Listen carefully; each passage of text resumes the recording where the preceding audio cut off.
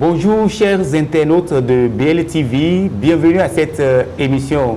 Une émission dans laquelle nous allons parler d'un thème très important. Quel thème? Cérémonie d'initiation en milieu Otamari, un parcours important dans la vie des initiés. Pour cela, nous avons invité pour vous Célestin Alphonse Kouagou, un ancien initié qui va nous parler de cette cérémonie. Mesdames, Messieurs, bienvenue. Monsieur Alphonse Kouagou, bonjour. Bonjour, monsieur le journaliste. Merci d'accepter notre invitation. Vous allez vous présenter à nos téléspectateurs pour qu'on puisse vous connaître correctement. Merci. Moi, c'est Kouagou Célestin Alphonse. Je suis médico-social et enseignant dans les sciences de santé à la retraite. Je suis de la communauté Otamari et ce dont nous voulons parler aujourd'hui, c'est mes anciennes étapes par lesquelles j'ai traversé avant de me définir. Je dirais que ces cérémonies d'initiation, qui sont communément appelées du Kuntri et du Fouane, sont très importantes dans la vie d'un jeune homme. Et pour tout le reste de sa vie d'ailleurs, c'est des étapes d'initiation où le jeune homme se fait un repère, où la jeune fille se fait un repère, et à partir duquel il peut se définir en fondant son foyer à la sortie de ces cérémonies. Et nous n'allons pas épiloguer pendant longtemps sur les différentes étapes, mais ce que nous voulons retenir, c'est que les téléspectateurs, surtout de nos communautés Otamari, comprennent et se souviennent de l'importance de cette cérémonie, parce que actuellement, les différents brassages nous conduisent toujours à des alliances, à des mariages des autres communautés. Et comme nous sommes dans un système patriarcal, l'enfant appartient à la tribu du père. Nous avons l'obligation de par le passé, père et mère étant tous au Tamari, les choses étaient purement automatiques. Mais dans les différents brassages, nous avons constaté que certains parents instruits ont tendance à relever au second plan ces cérémonies. Or, c'est des cérémonies très, très, très importantes. D'accord. Vous venez de parler un peu de l'importance de ces cérémonies. Comment un jeune Otamari ou une jeune fille Otamari comment elle attend cette cérémonie? En tant que jeune Otamari, comment elle attend cette cérémonie? Oui, l'initié, qu'il soit fille ou garçon, c'est pratiquement au premier moment de sa puberté. Parce que ça tient en accord avec l'évolution psychomoteur et l'évolution développement de l'organisme de la jeune fille ou du jeune garçon. Oui. Donc quand on dit jeune fille, jeune garçon, ce n'est pas quelqu'un de 11 ans, 10 ans qu'on prend là-bas pour aller maltraiter. Non. C'est quelqu'un qui a l'âge de discerner la raison qu'on initie.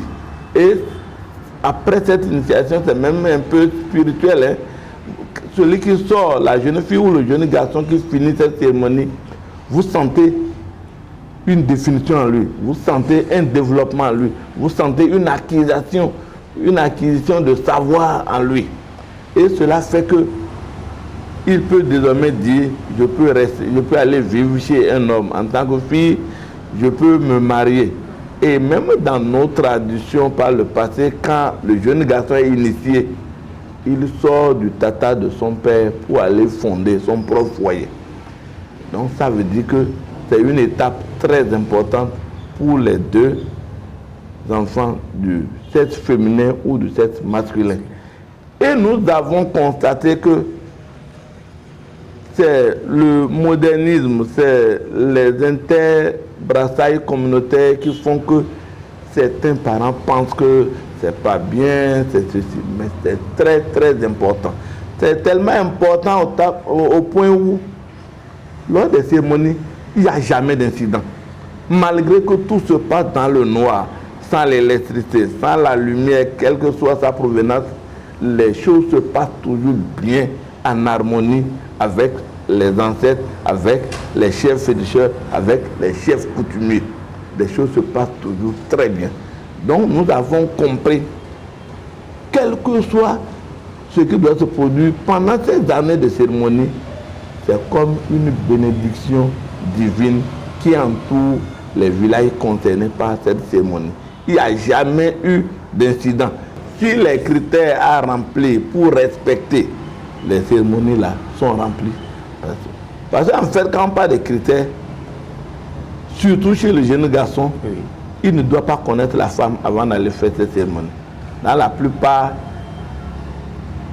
notre tribu, mais dans la plupart des clans, c'est vraiment une interdiction.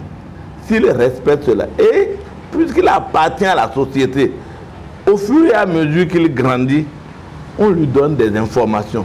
Et avant sa propre cérémonie, il est identifié pour aller vivre la cérémonie de celui qui le précède. Et c'est ça que les gens appellent Audita Fananda. Oui. C'est ça que les gens appellent Audita Kontenanda. Ça te permet d'aller voir, d'aller vivre avec le jeune initié qui est en train de faire les cérémonies, d'avoir une idée de comment ça se déroule. Et c'est le déroulement de cette cérémonie te permet de dire, ah, quand mon temps viendra, c'est de la même manière que les choses vont se produire. Donc les différents accoutrements, tout aura eu le temps de voir et tout ce qui se passe, vous allez comprendre. Et quand votre tour vient, c'est vraiment comme une lettre à la poste. Ça se passe normalement. Vous n'êtes plus surpris des différentes épreuves et des différentes difficultés que vous devez traverser. D'accord.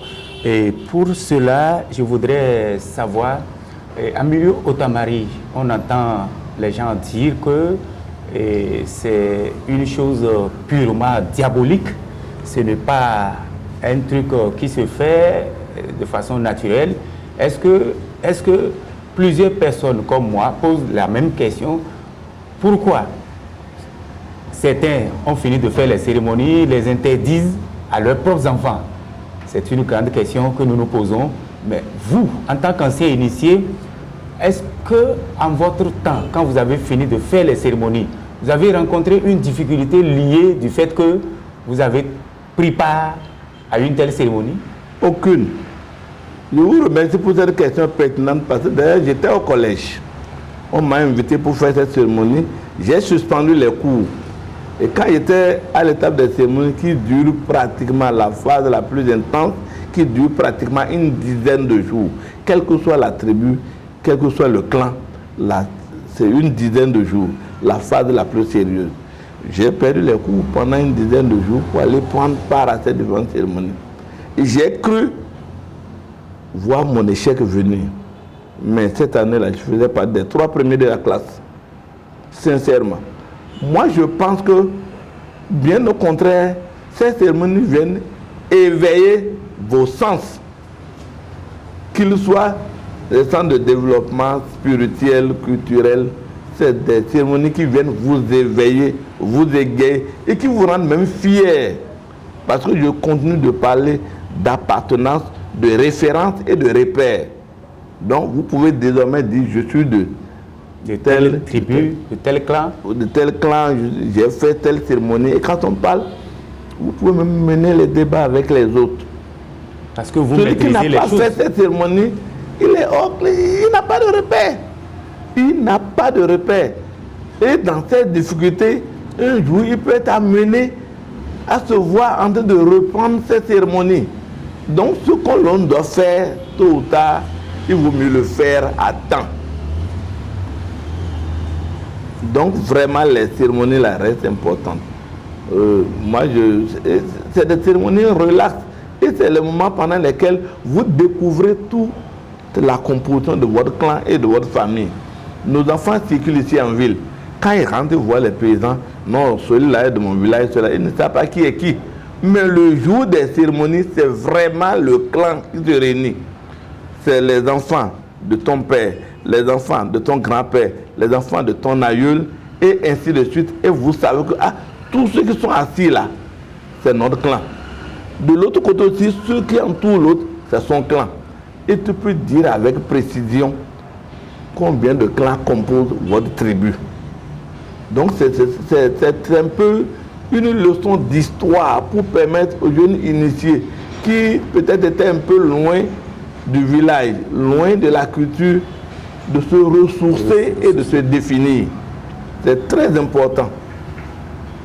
Merci, papa. Et aujourd'hui, on constate vraiment un grand engouement envers ces lieux sacrés.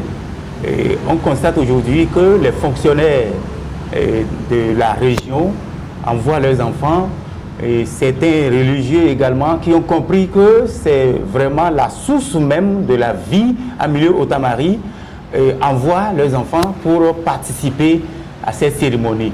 Quel est le message fort que vous avez à lancer à l'endroit de ceux qui sont encore réticents pour envoyer leurs enfants vers les cérémonies initiatiques? Merci beaucoup. Le message, c'est que il faut que les enfants, c'est notre coutume, oui, c'est notre culture, c'est notre tradition. On ne devait pas la traverser.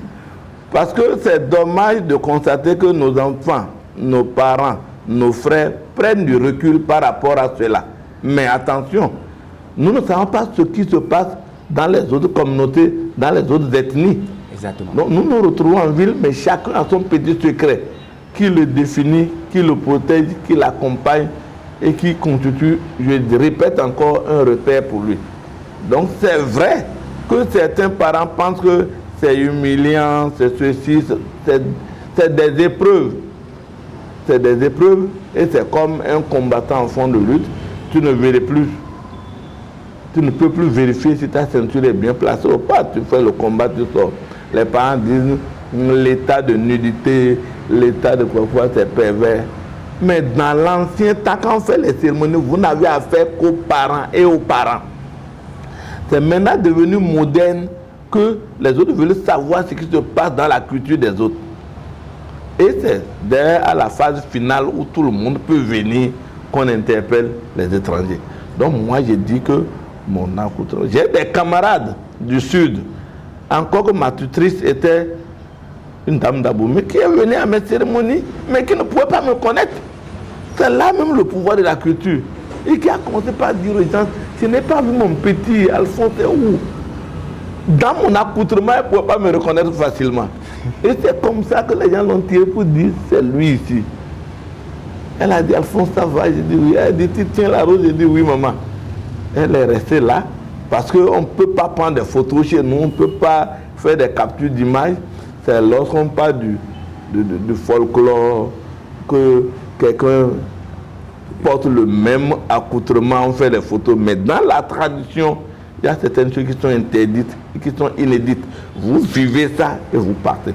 Même celui qui n'est pas encore initié, vous qui êtes initié, vous n'avez pas le droit de lui en parler. Son tour, chacun va vivre son tour et il s'en va.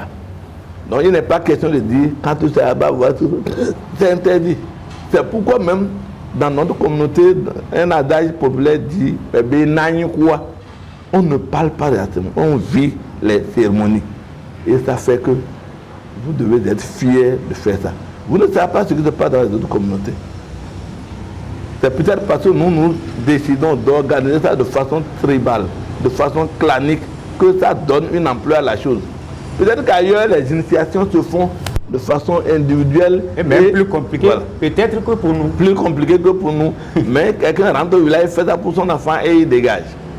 Nous, c'est même plus bien chez nous parce que c'est bien organisé. C'est sociétaire. Oui, oui. Ça concerne, c'est organisé, ça concerne un groupe d'individus du même clan. Et vous avez le même accoutrement, vous vivez les mêmes épreuves.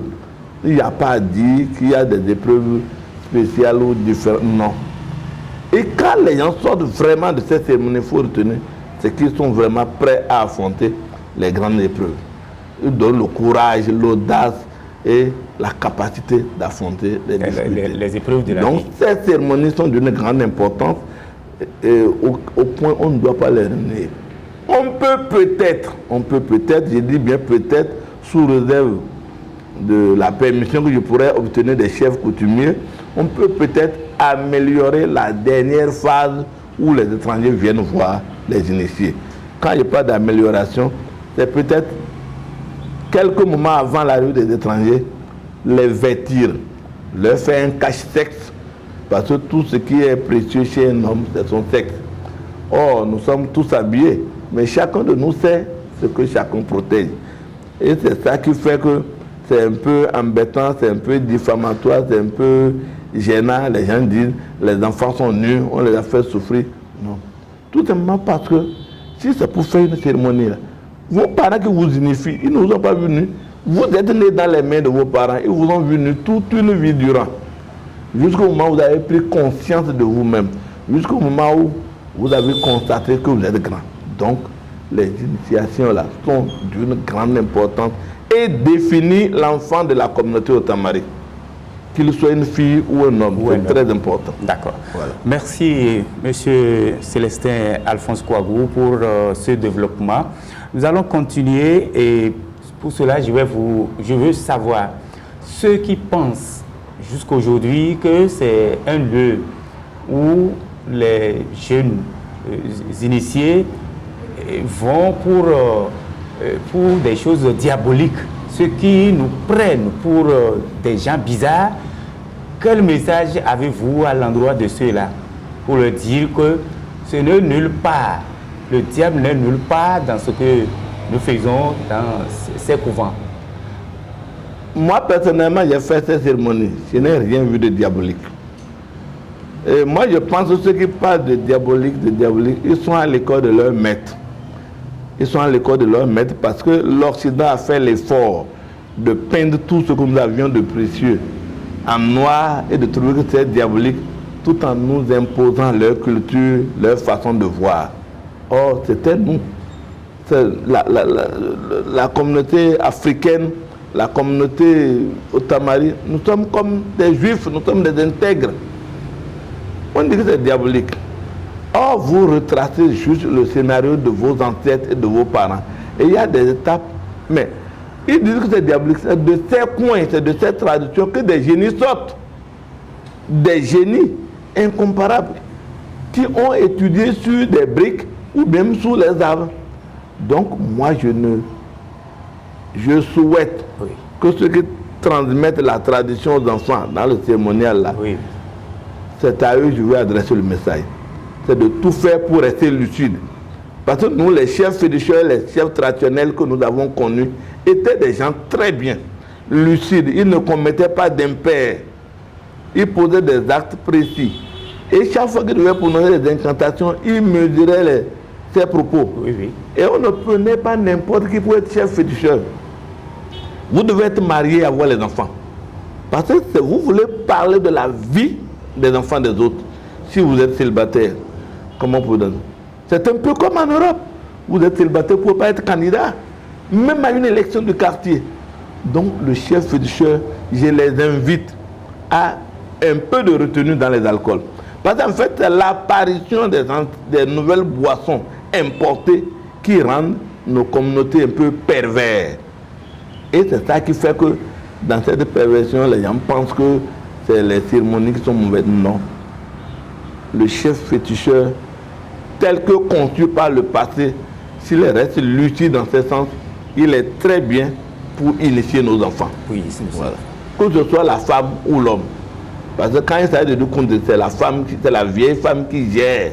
Quand c'est du fois, c'est les vieux hommes qui mettent les coutumes et qui ont un chemin clair. Les gens ne changent pas de trajectoire. Non. Donc moi, je défie quiconque pour dire c'est vraiment une très bonne chose à ne pas négliger. Merci, papa. Nous sommes vers la fin de cette émission. Vous allez laisser un message d'invite à toute la communauté Otamari et bien celle qui nous regarde en ce moment-là pour qu'ils sachent que ce que nous faisons dans les cérémonies, que c'est vraiment des cérémonies initiatiques pour former les jeunes à de dures épreuves dans leur vie quotidienne. Merci beaucoup. On a vu des enfants dont les parents ont joué aux intellectuels. Ils ont refusé de faire des cérémonies. Mais quand vous les voyez, dans leur comportement, dans leurs actes, dans leur élan, dans leur quotidien, vous sentez que quelque chose manque en eux. Si nous avons la chance de grandir, vous sentez que quelque chose manque en eux. Et parfois même, dans leur vie, ils sont obligés de faire une reverse, de revenir pour faire les cérémonies parce que ils ont eu des difficultés, et dans leur recherche, ils se sont rendus compte qu'ils doivent vraiment revenir pour finir avec ce volet. Et il y a des gens, quand ils reviennent vraiment faire leur cérémonie, ils se retrouvent, ils sont équilibrés, aussi bien au service, l'équilibre social, intellectuel et tous les aspects, quoi. Donc vraiment, moi, je demande aux parents de ne pas négliger cette affaire, de ne pas penser que c'est diable. Non, rien. Les enfants qui sortent de là sont toujours lucides, et bien d'ailleurs. Donc vraiment, j'invite, en cette période, très prochainement, c'est les cérémonies dans un mois, c'est les cérémonies dans certains clans, dans certaines tribus. Bien sûr. J'invite les retardataires à se rattraper pour faire les cérémonies à nos enfants. Ça leur diminue rien. Même si votre femme est étrangère, c'est là encore la plus bonne chose. Ça permet à votre époux de savoir la définition de son homme. Madame, Monsieur, merci pour avoir suivi avec nous ce développement de Papa Célestin Alphonse Kouagou, un ancien initié de ces cérémonies. Il nous a montré plusieurs fois que cette cérémonie est une cérémonie de grande valeur. Si vous êtes un retardataire, je vous invite donc à rejoindre les rangs et à participer à des cérémonies ou à envoyer vos enfants. Mesdames, Messieurs, c'est la fin donc de cette émission. Le thème cérémonie initiation en milieu Haut-Amari, un parcours important dans la vie des initiés. C'était là. Merci à vous et portez-vous bien. Au revoir. Bye bye.